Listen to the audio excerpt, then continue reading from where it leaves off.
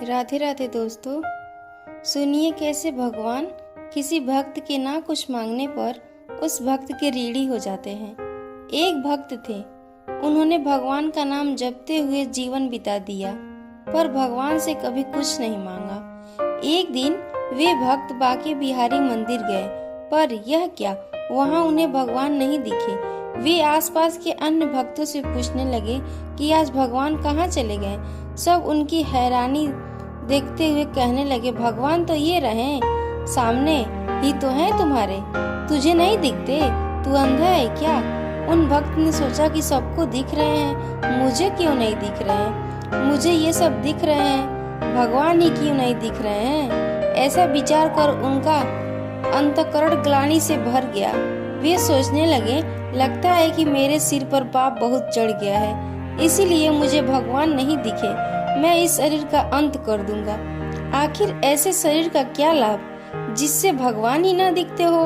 ऐसा सोचकर वे यमुना जी में डूबने चले गए। इधर अंतर्यामी भगवान एक ब्राह्मण का वेश बनाकर एक कोढ़ी के पास पहुँचे और कहा कि ऐसे एक भक्त यमुना को जा रहे हैं, उनके आशीर्वाद में बहुत बल है, यदि वे तुझे आशीर्वाद दे दे तो तेरा कोढ़ तुरंत ठीक हो जाएगा। यह सुनकर कोढ़ी यमुना की ओर दौड़ा। उन भक्त को पहचान कर उनका रास्ता रोक लिया और उनके पैर पकड़कर उनसे आशीर्वाद मांगने लगा। भक्त कहने लगे, भाई मैं तो पापी हूँ, मेरे आशीर्वाद से क्या होगा। पर जब बार बार समझाने पर भी कोढ़ी ने पैर न छोड़े तो उन भक्त ने अनमने भाव से कह दिया, भगवान तेरी इच्छा पूरी करे। ऐसा कहते ही कोढ़ी बिल्कुल ठीक हो गया। पर वे भक्त हैरान हो गए कि यह चमत्कार कैसे हो गया। वे अभी वहीं स्तंभ खड़े ही थे कि साक्षात भगवान सामने आ खड़े हुए। उन भक्त ने भगवान को देखा तो अपने को संभाल न सके और रोते हुए भगवान के चरणों में गिर गए। भगवान ने उठाया।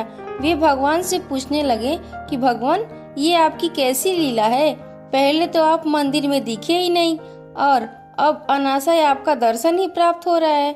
भगवान ने कहा, भक्तराज आपने जीवन भर जप किया पर कभी कुछ नहीं मांगा।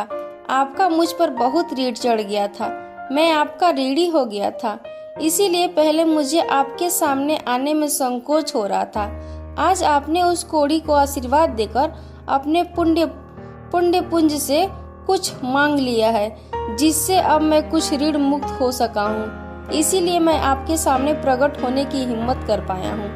मेरे भाई बहन, वे भक्त धन्य हैं जो भगवान का नाम तो जपते हैं पर बदले में भगवान से कभी कुछ नहीं मांगते, जिनके भगवान भी ऋणी हैं। ऐसे भक्तों के चरणों में मैं अपना माथा टिकाती हूँ। जय सीताराम। ऐसे ही किस्से कहानियों के लिए मेरे चैनल को सब्सक्राइब करें और वीडियो को लाइक करें।